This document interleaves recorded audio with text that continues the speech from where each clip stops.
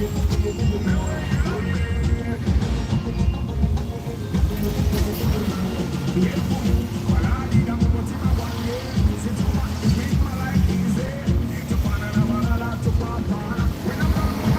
Martha. How are you today? Morning, Harrison Paul. How are you?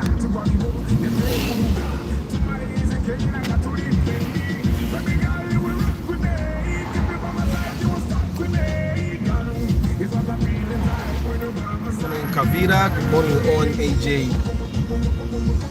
Abi. Good morning.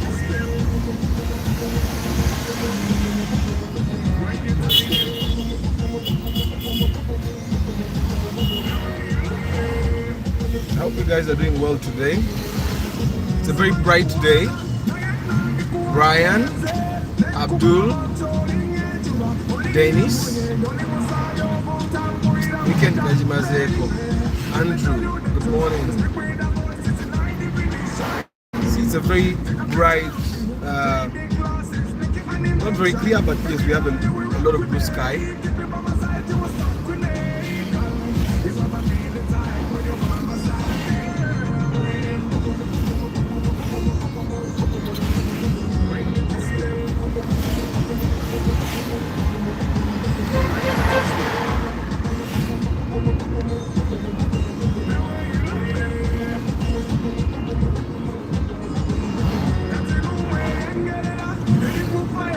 How are you guys today? So I tell you the story of the Noah that we bought. That was Friday. Yeah.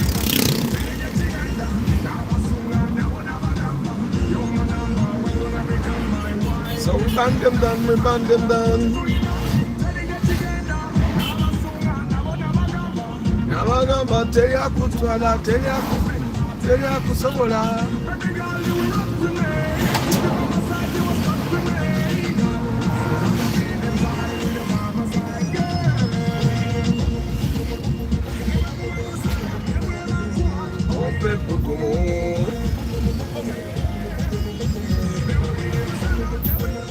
Wano eje WhatsApp weekend in the kasali ayona mmere sira bakwanjira kwengenda ko nesirya mmere mulanchi baji ya sawa 5 olugambo kandule kubase bijaba lulungi kyali nange nengo oliotya tibu yabuze bubuzi yamvugisiza main naye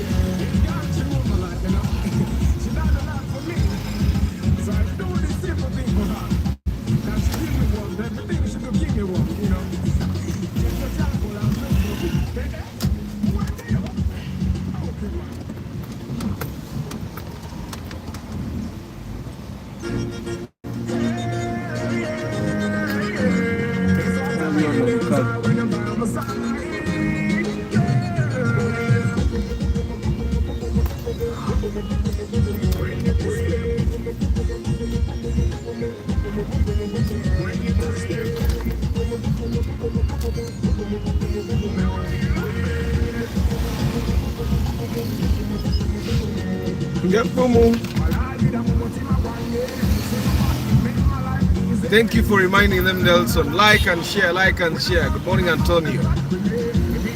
Yes. Daniel the World. Good morning. Good Daniel.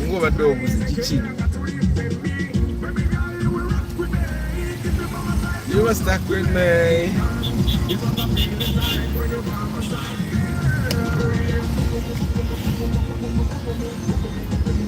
When you kiss me, when you touch me, the way you love me. Can you come, Kalaba? You see, this phone gives you a better view than even my eyes.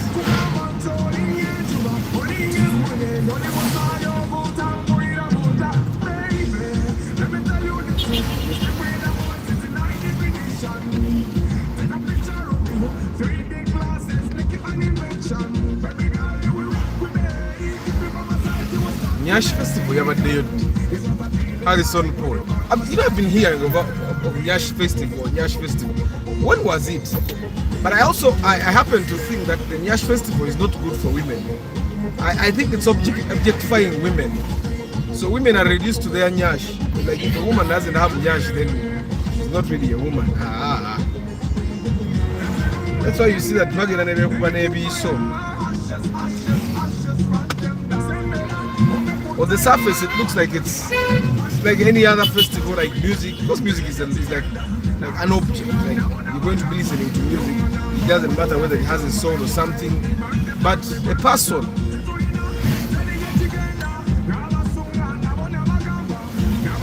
And you know this thing happens to only women. Katwaina, Miss Cafe, Katwaina Nyash Festival, it's like this is how you guys are deciding to define women.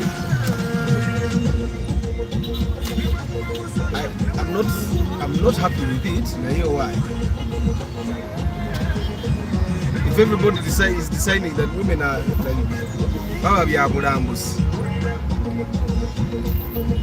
like chimpanzee.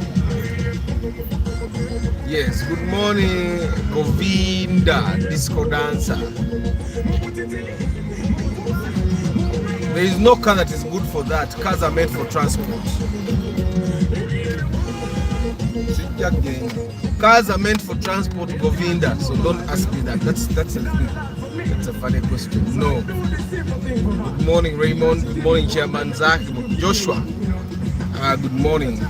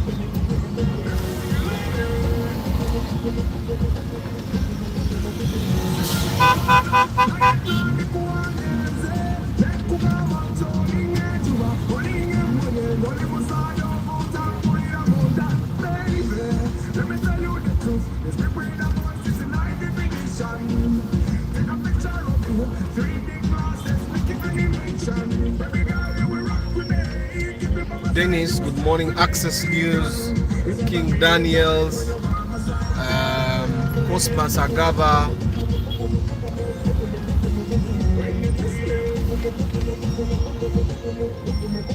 Nuwa jetwagura 2002 to 2000 katojibaira dala paka 2007 because 2008 then nuwa zimeza mukura kati mu bond ziliwo agenda dala paka 2007 kati eyo mode esigala yemu. The year that is on the seat belt is normally the year that car was actually produced. Again, I'm factory that particular car. Kati ngazo ziba model 2000 to 2007. 2008 nebatana kokola the model that we currently have.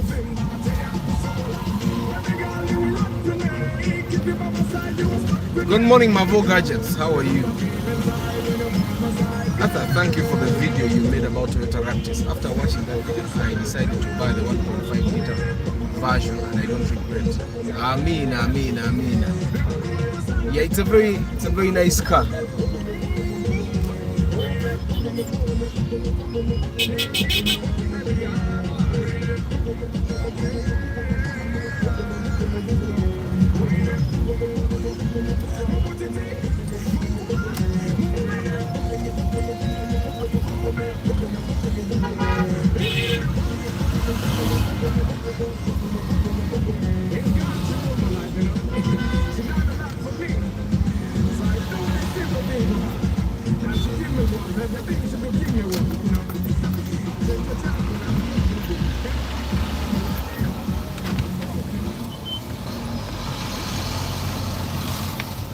kwata kutakuwa na woji sore mejera.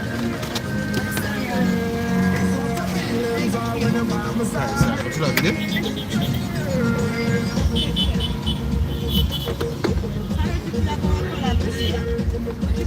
Ono Sara mugezi nono okusinga bwolowooza alabika ajja nayo.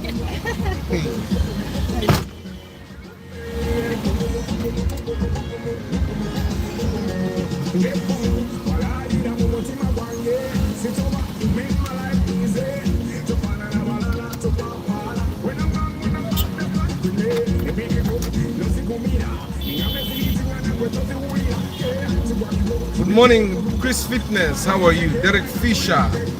Good morning. So on Friday we bought a Toyota Noah at 11,200,000 shillings. Our initial budget was 8 million to 10 million, and the target cars were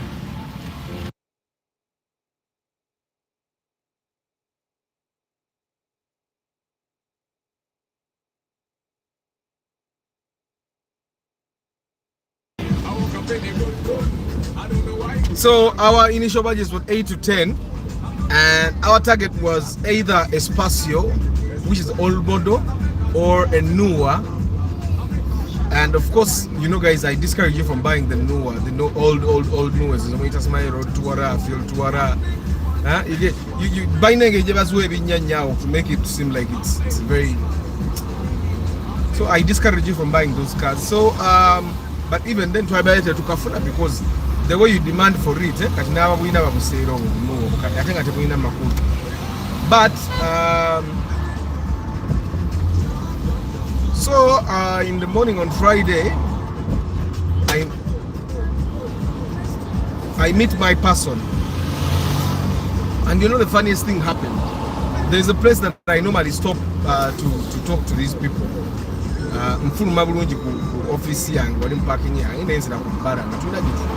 and normally this happens if someone is on the phone for a very long time. Then I stop and talk to them, and then multiplex them and try to clamp my car, and then I gave them 10,000, and they let it go. They said the place that normally had parking is no longer parking space. The Ugandan companies, how idiotic can you be? I mean, a Ugandan company can decide that we are no longer providing this service, and they don't even advertise. They want to muje parking mtekewa kapando kuraga abantu parking evuddewo. But apparently what they do is bajjabuzi ne bakuba chuma, ne bakuba chipapula. I find it to be very stupid. Naye manye ebintu bya Uganda kasita kibamu omunene ate obono bakola ki? So ne mbawo omutwalo ne bagenda. Yeah? Which bad one? Which one? Stupid is bad. I will not say it again, Abani. Ata na ichi Uganda chinye magezi. But the one way we tata Uganda is not that bad. I think it's basically us people that make Uganda a not so good country. I was talking to one of my friends on the journey from Masaka, and he was telling me Uganda ya mutama. And I've talked to a number of guys that keep saying they're not proud to be Ugandans. Which again, I think the best, everybody would be very proud to be Ugandan if their life was quite good. So we all know that in Uganda you can make it. In Uganda, if you are sharp, you can make money, you can have a good life for your family and you. But also in Uganda, we know that even with a lot of money, you can die because there are no good doctors to take care of you, because there is no good medicine. Like you would die with your money.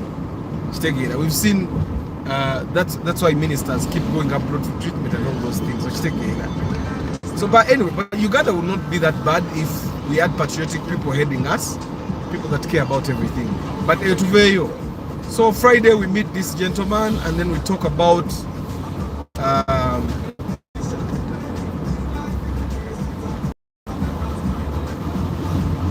our options. Now, the last Spacio old model I bought was for one of our guys here. He's a food scientist, and we bought it 9 million. Over it was a UAS, over UAQ, I don't remember. It was green. That's one thing I remember. And with him, we moved the very first day. Gayagara fan Kago, and he thought I was lying to him about prices. Nagamba, I have my friends who are brokers. I'll come back and we deal with them. So he went, and then he came back the next week or 2 weeks later. And then broker went up until the broker actually told us, "No, you guys send designer to Zukura Moroka Uganda." So my question was,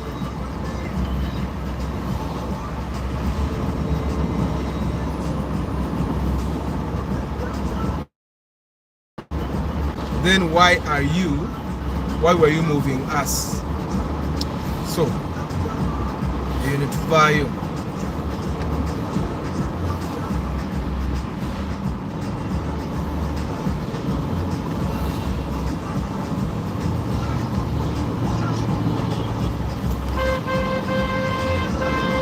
The consideration was, okay, we have a budget of 8 to 10 million, but can this budget get us the car we want? And ideally it would, okay? Ideally it would, under normal circumstances, but these times are not normal. And I don't want to lie to you that times are normal, because they are not normal at all. So Emoro Kazali Nyamo. And the last Nuwa we bought, I think the last Nuwa, the same model we bought, Twajigula, I think over 9 million. It was 9 million. It was a couple, and believe in the Sanga Babakuza Nuwa in Zibe.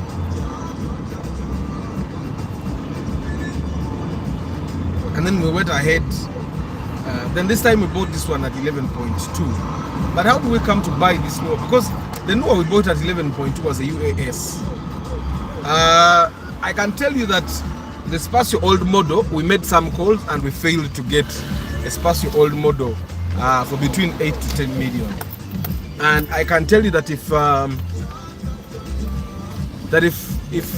Spacio is going to be beyond 10 million, don't buy it. The old model, I mean. If it's going to be beyond 10 million, it will be a bad buy for you. Although you know it's not worth it. So that one, and then, well, this gentleman, when he sat in the car, I asked him if he had talked to a few brokers, and he said yes, he did.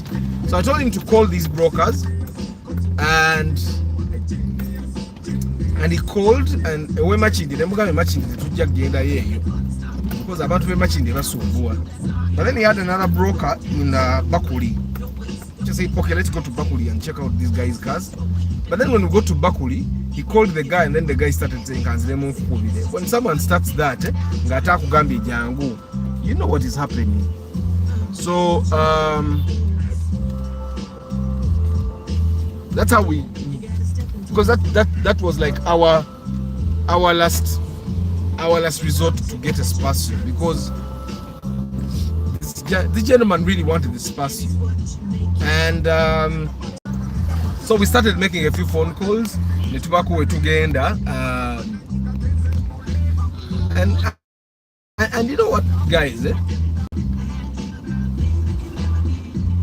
Because I was thinking about this thing, there is a Capone that we went to.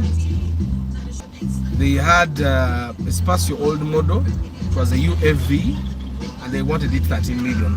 I find that 13 million is a rip-off. So we did not buy it.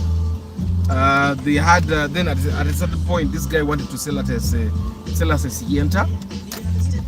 The Sienta was UBD at 16 million, and of course that was beyond our budget. But my person had told me that, you know what, Arthur, if it's a good car, I normally discourage people from buying cars on credit. But it was a Sienta, it looked good, but then the engine was bad. But what about the engine? And then he had the Wish. I find that the Wish wasn't fairly priced, so we left it. And then there is someone we called that had a Wish and 2 Nuwas. Okay, now this is the person that we bought the Nuwa from. But before we went there, we went to somewhere by Italy at the end. Chitezi side, eh?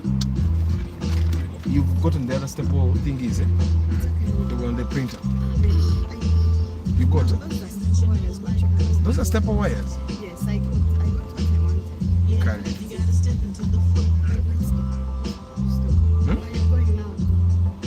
Why? So,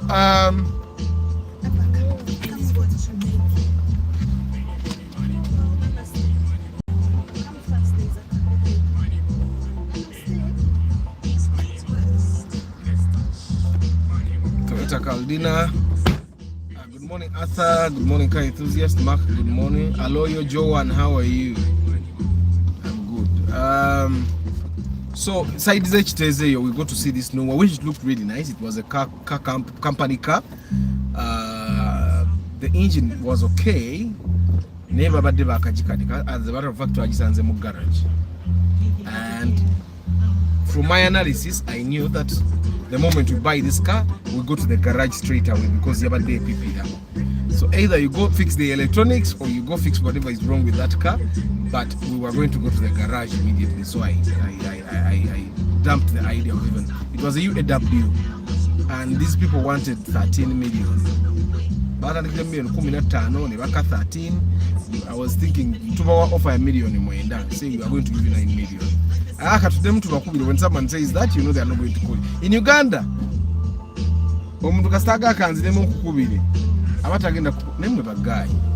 something puzzles me. Why would you be driving your car, and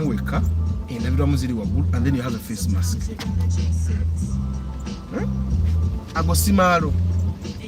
Like, why would you be driving a car and everyone is a face mask? What do you have? Kuraba? Utanse no kutia abantu okulaba nti wagula emmotoka. How, which other way would you explain it? Olima nalukuba no mu Canada. Tulita life goes. Canada yali ayiwala pula. Sanja bomugenda bazita lap. Kanjibe lap. Morning funny lifestyle. Morning Ivan. Morning Wilbur. Hey Ragnar, come say hello to these people. Come say hello. Say hello. Come stand up. Say hello. Look here. Say hello.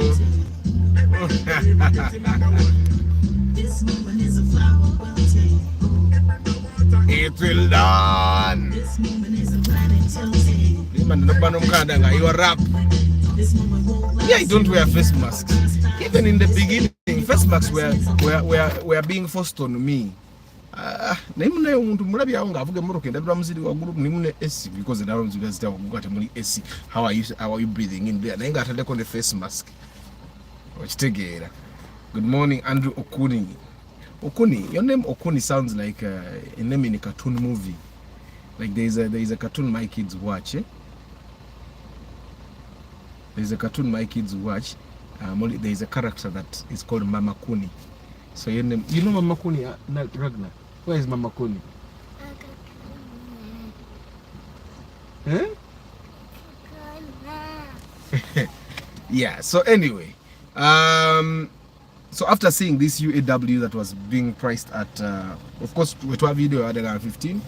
It was offer for 9 million. I did not like the car personally because of the engine issue that it had in the engine checking and the engine pipira. Normally it's not a good thing for you to buy a kange pipira or take it a morning deep in coffee. No, it's a cartoon called it's called Aimbo. It's a cartoon called Aimbo. So we drive and go to this guy that says he had a Wish and 2 Nuwas. The first car we look at is the Wish, and Wish twajisanga teri mu mafuta. Now for me that's like when someone says temuli mafuta, sometimes the chinzo kubanga si mafuta gokka isobola kubanga iganye buganye kwaka mune mugula na mafuta gamwe morukira ne igano okolachi ne igano okwaka. So I told this guy, you know what, you buy fuel, but munagula mafuta moroka ne yakamu mutuyite tukomewo. Then we drove to the Nuwa. Now these two Nuwas were packed in the same place. I wish I had taken a picture of the UBD. Now the UBD looked really nice because it's a UBD, interior, exterior. It looked much better than the Nuwa we bought. Good morning, Samuel. It looks much better. But when we started this Nuwa, the UBD I'm talking about, it had a rough start. And then it had a rough idle. Okay? Now, but rough idle, chitegeze, limo akapipira nga bwekavamu. That's a rough idle. Dennis, nayimbako. So, nakubako zi heat. Nakubazaga no kuheatinga. So, we start, the Nuwa UBD was really nice. It was really nice. Actually, when I looked at the UAS, I told him, no, let's not look at the UAS. Come, let's look at UBD. Why I was saying the UBD is because it's a UBD. Come on, it looked new. And yeah, but when we started the UBD, nedda. So we went back to the UAS, and I can tell you the UAS was packed for like, I think 2 weeks in Atebajitandika. But the moment we started this car, there was something about it. The engine, first of all, sounded better than the UBD. The engine sounded better than the UAW. It had no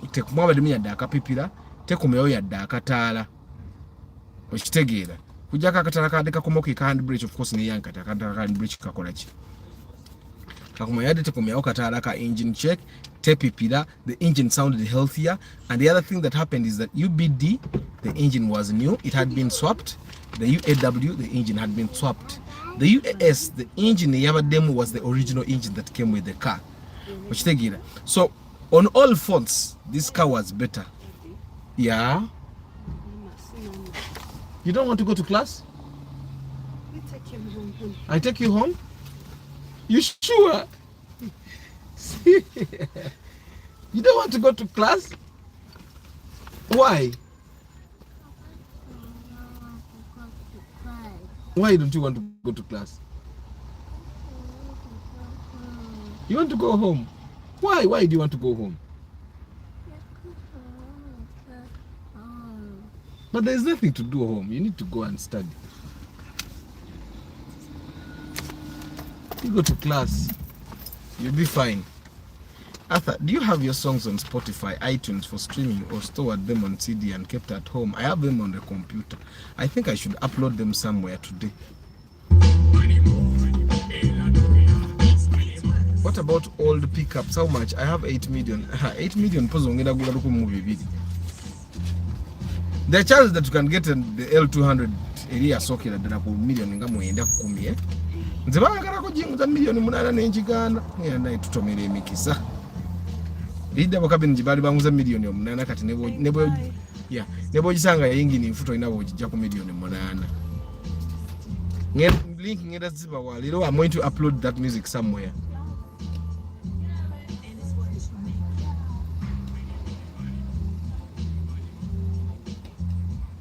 Ragnar tayagala kusoma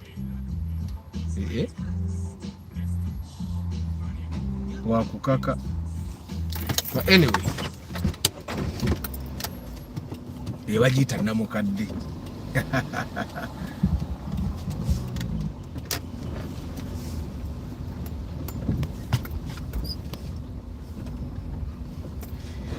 Mwe twakoyeza UAS eri ngitokota bulungi. Of course yabadde, you know those Nuwas, the Nuwas 2004 2002 bichi mulimu obuntu bwebufa ate nga babubba n'obubba ate nga bwa bbeeyi.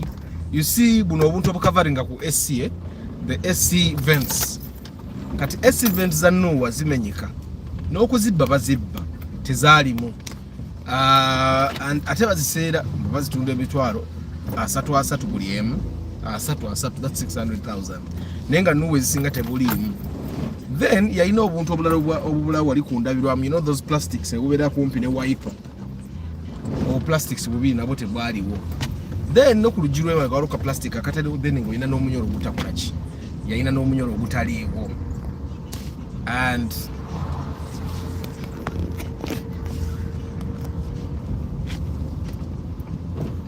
yalina n'omunyolo ogutaliiko gumu. And of course ng'emmoroka era enkadde ng'erinamu obukubagana wansi. But some of those things we muku muntu bavugira mu mmotoka n'osooka obwesonyiwa. Nze yange nagivuga n'egenda e Masaka n'ekoma ongereremu obukubagana obutonotono. kati waliwo obuntu obumu obutakuwa tebulina kumalako mirembe okitegeera. And I told him because I drove that car, he drove it, netugiwulira netusikatako ku lusozi okitegeera ng'ekyusa bulungi yazaayo. And for me that was the car that I liked for him. I nga sinza mugamba genda, you know, normally when I find a car that I know is good in our budget ngamba bugambe tugule eno, because the owner of that car yatandise na million 17, but 13 million for US no is quite high. It's quite high. We bargain agenda million 12 mbo atate ntuga tukwe million 10 nedda mumpe 11 kitundu okitegeera. So I realized that we are parking in Morukao. It's a fence y'abantu ba bulijjo mulimu amaka, you know those rentals ezedde zabiranga zaba corporate. So that's where he parked his cars and nagamba bamumanja parking. So we ended up ngagamba mumpe million 11 n'ekitundu mbasasuye n'ekipapula kwaleka ekipapula kya mitwalo 15. So my person negotiated kanesasuye ekipapula nkwe million 10 kitundu. Biga inaga kali mwesasuye ekipapula mumpe million 11 n'emitwalo 2. Nga 2 agamba agenda sasula parking.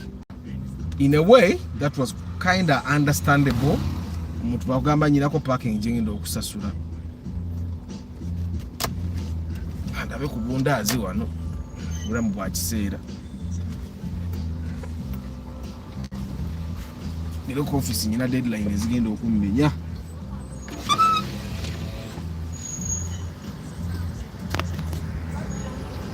Yes, daddy. What's the done? Kakati.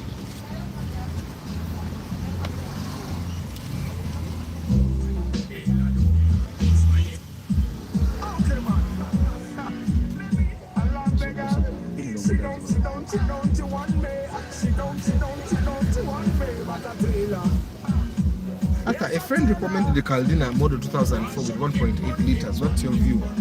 Well, Derek Fisher, Caldina 2004 model would not be that bad. But then you have to ask yourself, how much are you going to buy that car? And then when you ask yourself how much you're going to buy that car, then the next question would be, can that money buy any other car? Then you know, have you said that?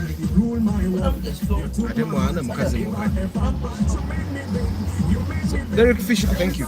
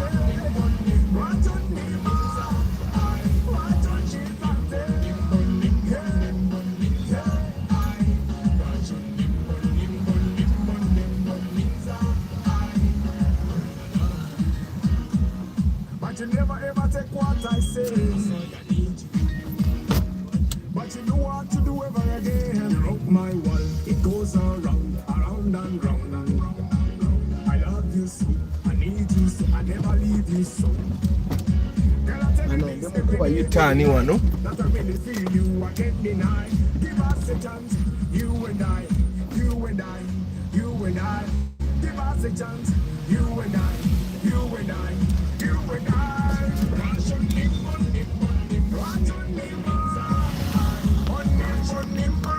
Kati, on that note,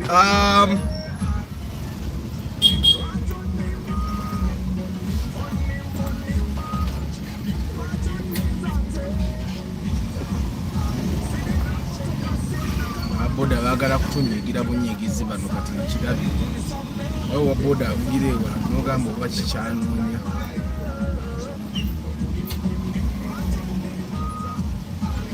naye nekkubo lya Kisotali ifunda nnyo simanyi oba authorities bakimanyi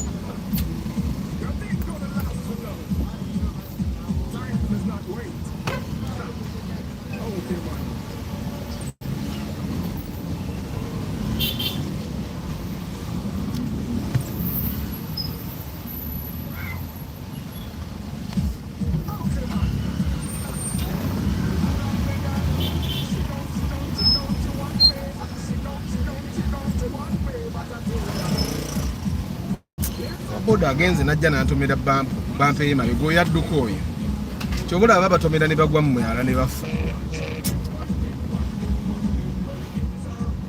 ate ekizibu nti ababoda abasinga banaku baba mu famire ennaku ne bavuga ebyekigwagwa.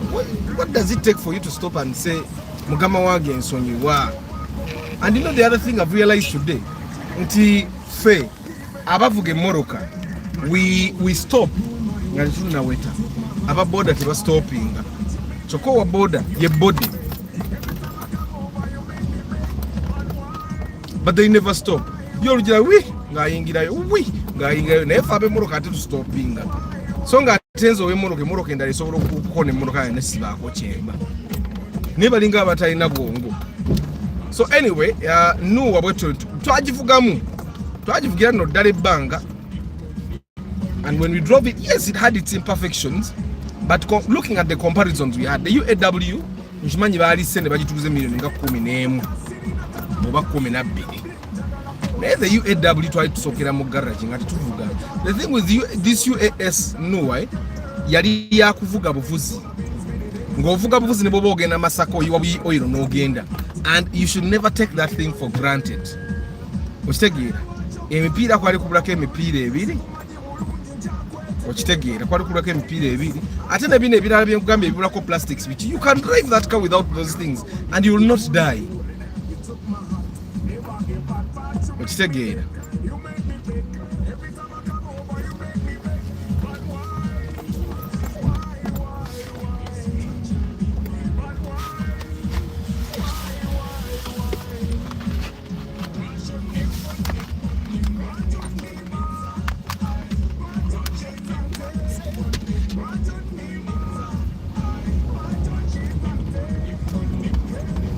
you can drive ng'obuntu tebuliiko, okitegeera.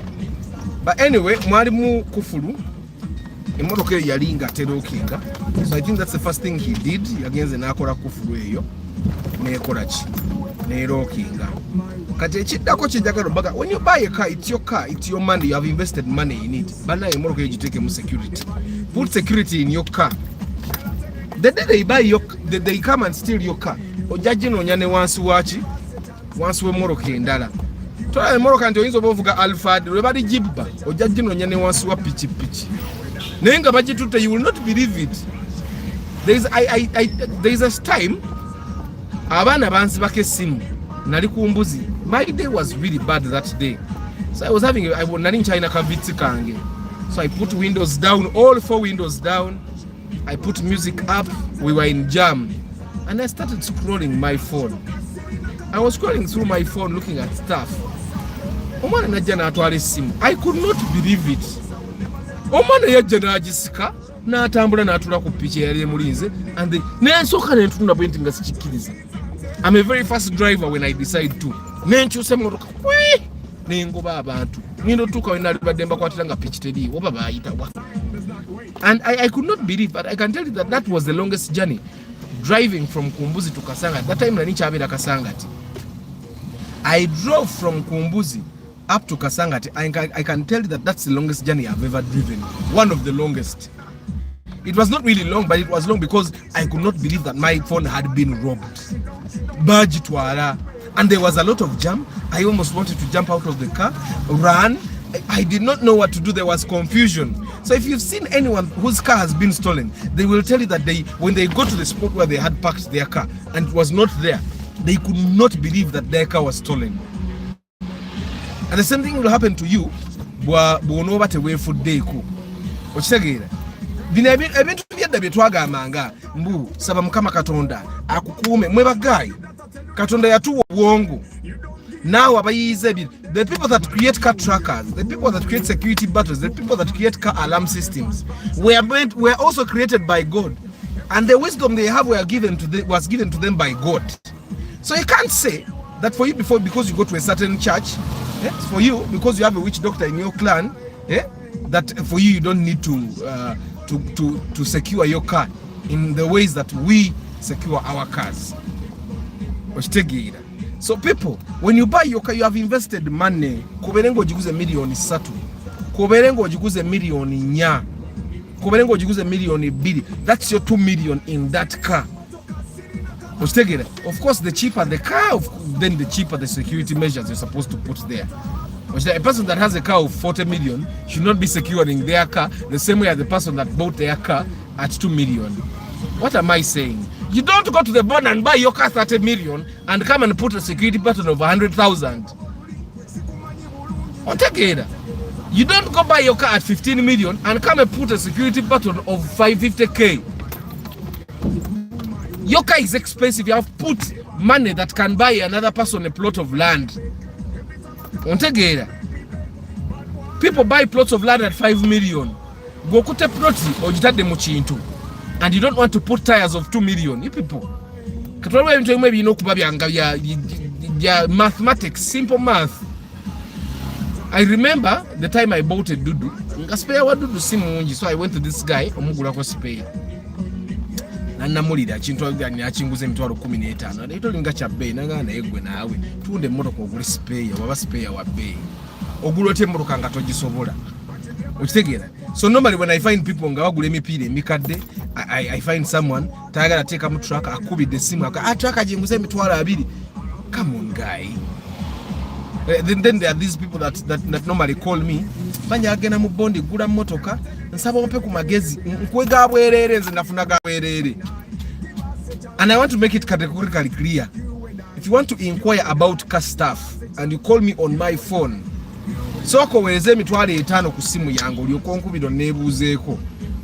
Sometimes you be busy. Like yesterday I was busy washing my car. This lady calls me, hey Arthur, how are you? I follow you on TikTok. I went and got your number from Atabo Basumbua. But I follow you on TikTok. I went and got your number from YouTube. Abo Basumbua. Now I'm going to buy a car. I want to know the difference between hybrid and normal VVTi. Those are things I talk about every day on this channel, right? Neku TikTok JBD. But people don't even want to go and spend data to watch your video. They would rather call you ahutawanyizao. Normally I tell guys, go and watch the videos. Invest in yourself. Like today, I'm going to class. I missed last Monday because I was shooting and I was director, so you cannot skip your own shoot. Then Saturday I missed class. I was supposed to also go to class. I missed that class because nothing is a kwanjura kulia matoke na isagari nengina mu class. So today I have class. I'm investing in myself. You know why I'm investing in myself? Because the greatest investment you can never make is in yourself. Nze nchemanyi. Ostegera obwongo buno kintu kikulu nnyo. Ostegera buli bwobera nga gwenga gwe you don't have a skill you can stand on noga kateno bwe ntandika okukikola teri ankuba. Ostegera then you're going to be unskilled. Ever buli wonula gogenda kola unskilled labor. So I've personally decided nzenga Arthur, I'll go back to school and learn whatever skill I can. So I'm ndi mukwongerako ku marketing skills zange. I'm good. I'm good. Ekyo nkimanyi naye era bwe naddayo nga ngenda okulaba overview of the course I'm doing, then I realized Arthur toyina kyomanyi. That's how I went back to decide that the next 2.5 years I'm going to be studying. Yeah, but kat nawe wegeragiranye how you buy a car. You go to the bond and buy a car, and and no good moroka, and you decide that the security measure you're going to have in your car is going to be a key. Ekisozo kibasalira emitwalo esatu. This key is going to be your security measure. Ngabo jamo ekisozo n'osibawo n'ogenda. Let me tell you one thing. Any key can open your car. For majority of you guys, ekyemutanategeera. Ujja ng'ogenze and you personalize this lock. Majority of times, any key can open your car. That's why they say don't leave valuables in the car. I can never leave my laptop in the car. Newe mbanji parking nze waka. Okitegeera. Sisobola kuleka bintu byange mu mmotoka. Era nze ntambula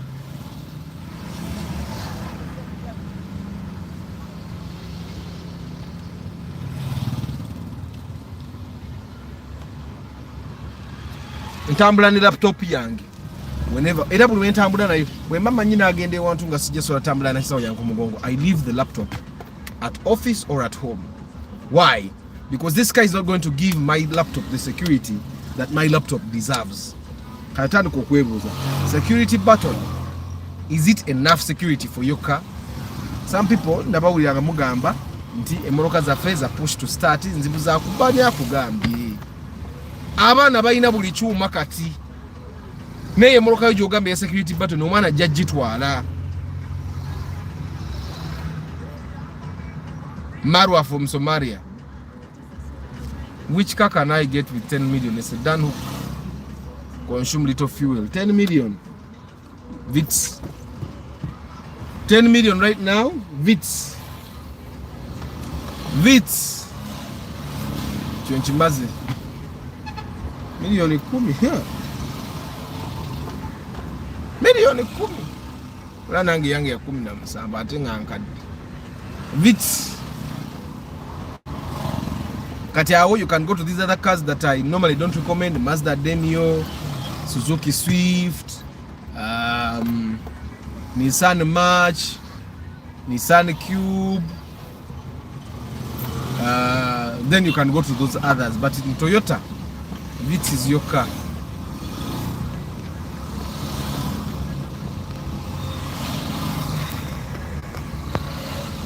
That's why some people babera ne kiboko in the car. Border guy can scratch you at aina na se. Ekyasente kyandibaddawo, but having the humanity of stopping and saying muganda wange ensonyiwa sigedere, because nkimanyi teri muntu ava uwenga ze kukulubula. Nobody comes from their home to scratch your car. Okitegera ngera bwe twagamba nobody comes from their home to splash water on you. Okitegera. But you need to have the audacity of saying, man, I'm sorry for that, and then you go. Because those scratches, I can scratch myself as I come out of my gate. Then who is going to say sorry to me? So if someone scratches my bumper and they say I'm sorry for that, like, that's humanity. But they don't even have humanity. How many cc for Noah you bought? It's 2 liter. Like a Moses, the Noah we bought was 2 liter.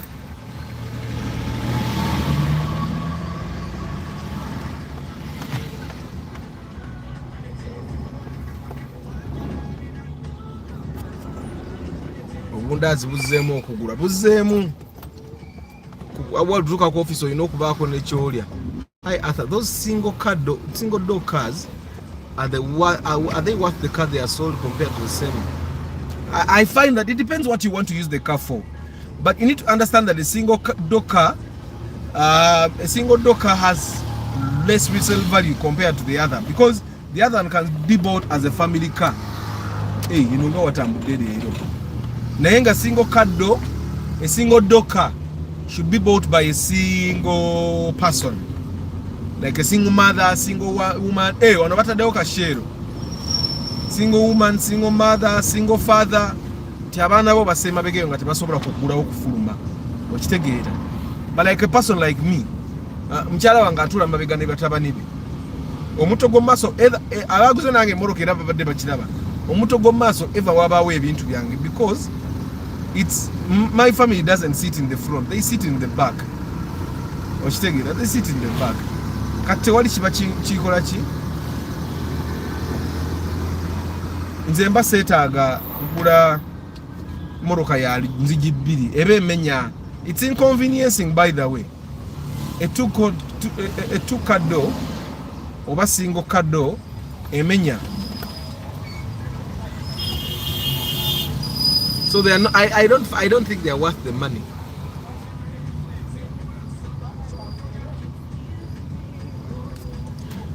Antonio Munaye mtabani wange radi naye emirundi mingi gy'abatayagala agenda ku ssomero.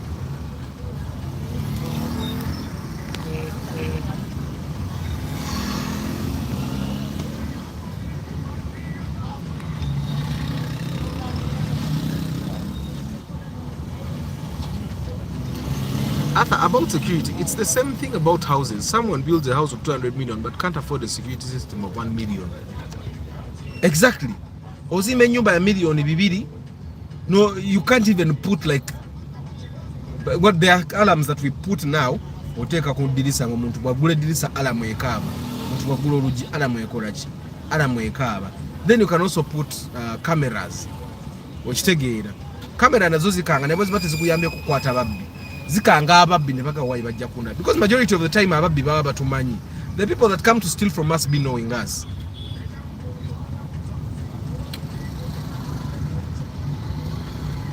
Antonio nange nzuka saagala olumu. Leero nange bankase bukasi. Bankase bukasi badde nkyagala isaawe emu.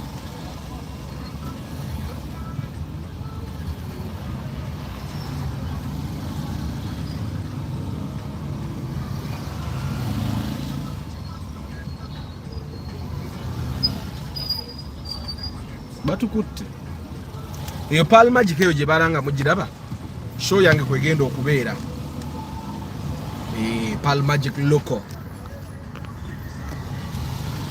Nenda kubeera kodeka show. We start airing in September. Nja kubamba gamba obudde n'erinnya lya show so that mugende muwagire. Atanagula Go TV. Gula Go TV. Atanagula DSTV. Bubajo yagala gula DSTV. So that you watch Arthur's show. I'm producer and director on that show.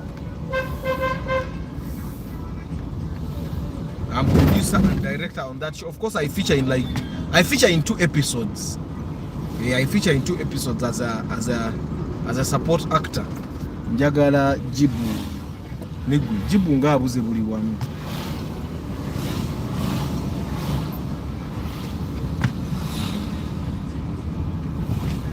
I feature in that show as a support actor.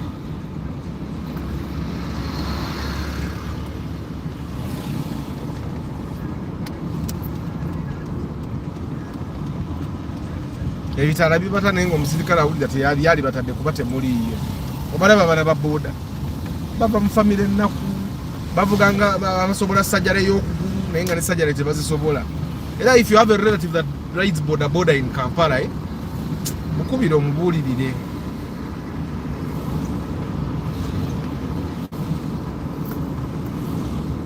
Genda yeeyo leero kampite wange. Nawo banyina wensobola okugula jibu.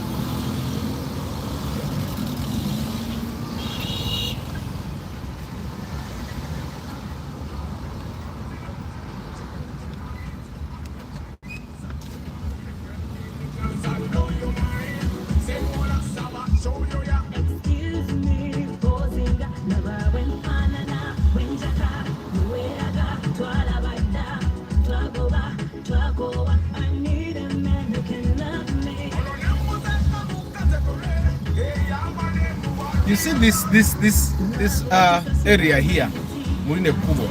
They tell you to not join. Don't join. Don't go through that. Unless you. Obalaba bana baboda. Kama katonda yakola ababoda. Nga omuntu olulwa ku boda eyo obwonga abanga bwalese waka. Tibwanaddayo ewaka ng'abusangayo ng'abusaamu mu mutwe. Yajita Nissan Advan, a Mitsubishi bichi caravan. caravan oyo kanisa advan akafanana ddala bwe kati.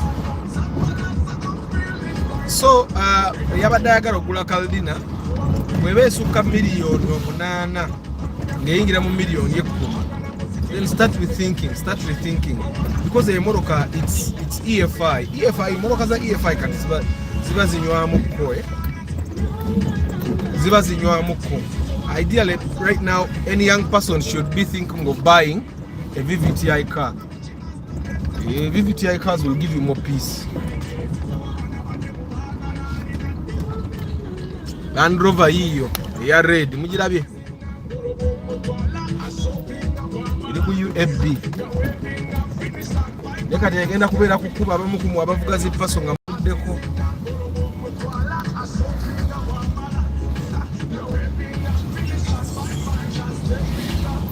Ha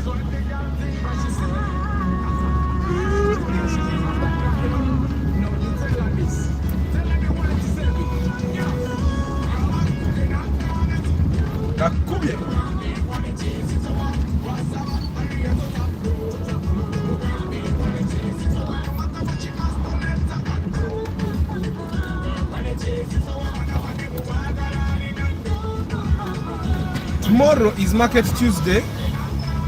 Come and market your business, come and learn marketing. Tomorrow I'm going to be talking about the concept of if you're not wanted, leave. If you're not needed, leave. If someone doesn't desire your products or services, leave. So that's what I'm going to be talking about in tomorrow's Marketing Tuesday. That's probably something that we all need to learn. We need to have some pride in Gabantu.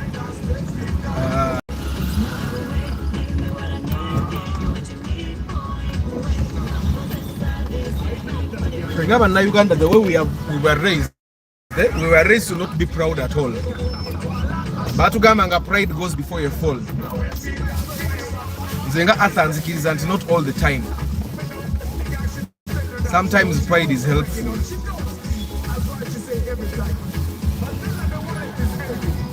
Okay, man. Tasha.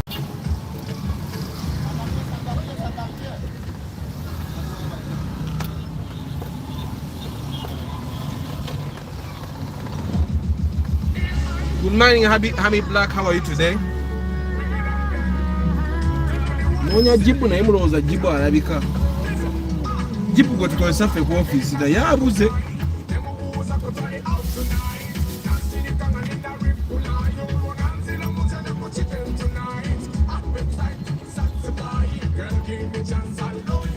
Akamoro kakatuli maso kika impreza. Kamoro kalungi by the way. Especially if you get the latest models, Kebunywa, I did over the Subaru. Usigaro chaso do limba bantu to gas performance car.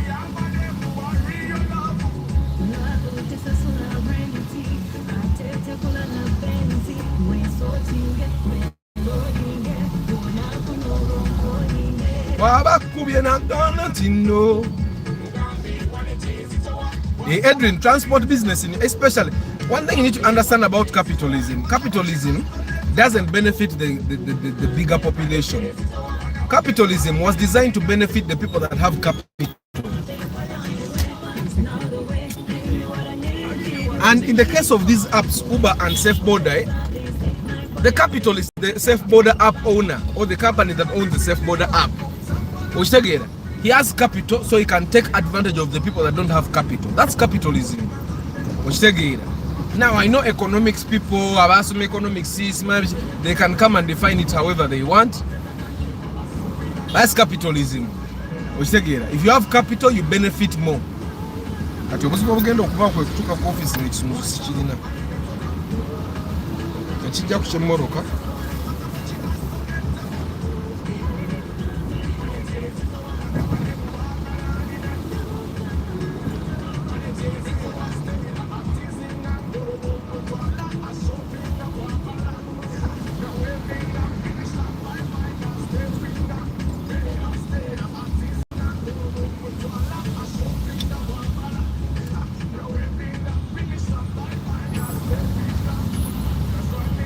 Bana oyo Govinda mudde muki.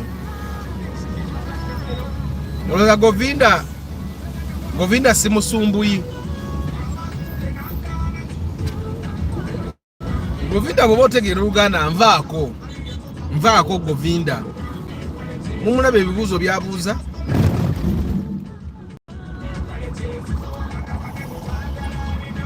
Govinda, leave me alone.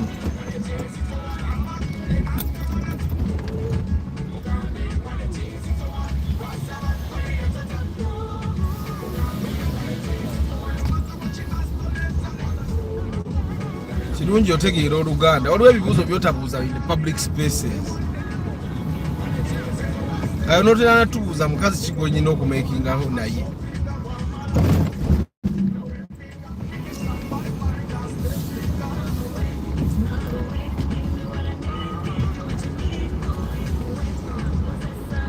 Abaana baabo kati bano basomero ki? Uganda Road oba ero Kittante? Naye amasomero waliwo amasomero agamu agakuumye brand like the Uganda Roads of this world, the Kittantes of this world. Kittante okumanya ekuumye brand toyinza namanya nti ya UPE. Lino eriri ku luno oluguudo mukimanyi nti ya UPE.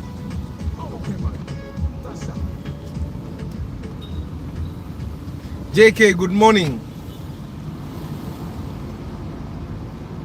Kavyo Komo Karaba, you know this phone is even giving you a better view than my own eyes.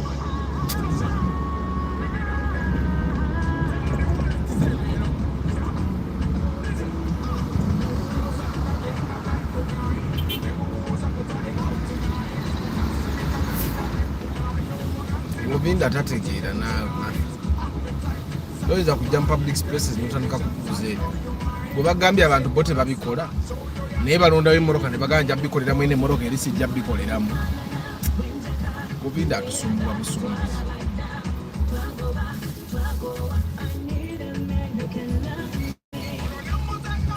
By the way, Martha, sooka otubuulire. Kati Martha yalina otubuulira akafeero waali. Ngenda mukubira leero by the way.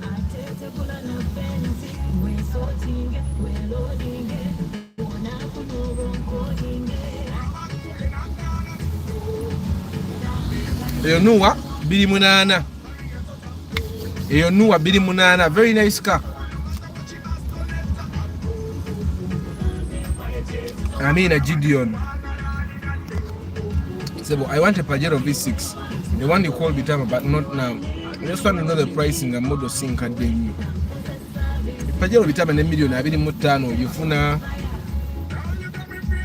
na sync at the nya 35 depending. Of course, it depends on the model. It depends on how many problems the owner has had with it.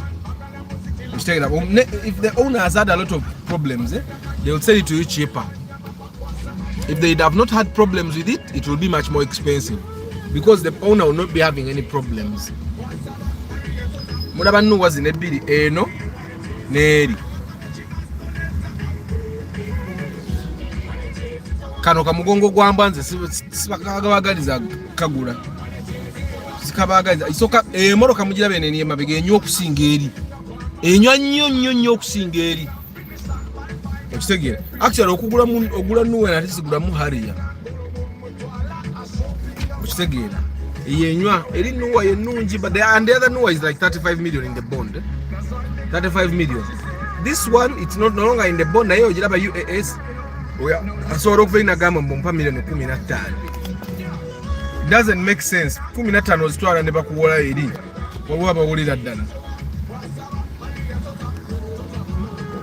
Govinda has traits of broke people. Gideon. Babeera batya.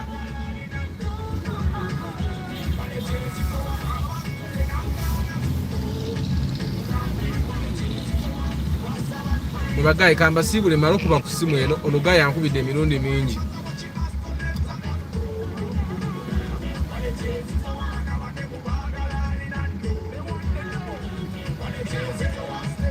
Ansome kumanya wano. Chairman Zach, GDI is a weight loss program, but people want it. Ateka tumukolere. Baba yeja ayagala. Martha, Director, Martha Academy, Harrison Paul, Abibu Kenya, Mugabe Kavira, 1AJ, Mr. Sengendo Abdul, Brian Wanyama, Ahimbisiwe Dennis, Andrew Subuga, Sanji Phone Solutions, One AJ, Antonio, Nelson Wabui, The World, Harrison Paul, Govinda, Raymond Sechibule, Chairman Zach Mugalasi, Joshua King Daniels, Access News, Cosmas Agaba, Mavo Gadget Center, Andrew, Chris Fitness, Derek Fisher, Joseph Balikudemba, Adriano Machada, Council Patrick Asiku, Myombia Mark, Aloyo Joan Jojo, Funny Lifestyle, Ivan Mugabe, Semosu Wilbur, Deep in Coffee, Andrew Okuni,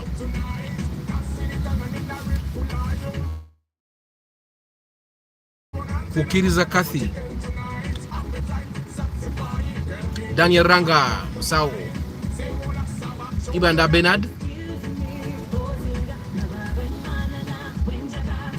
Derek Fisher, Kaldina Jireke Bobo in a sentence where it may not be worth the money.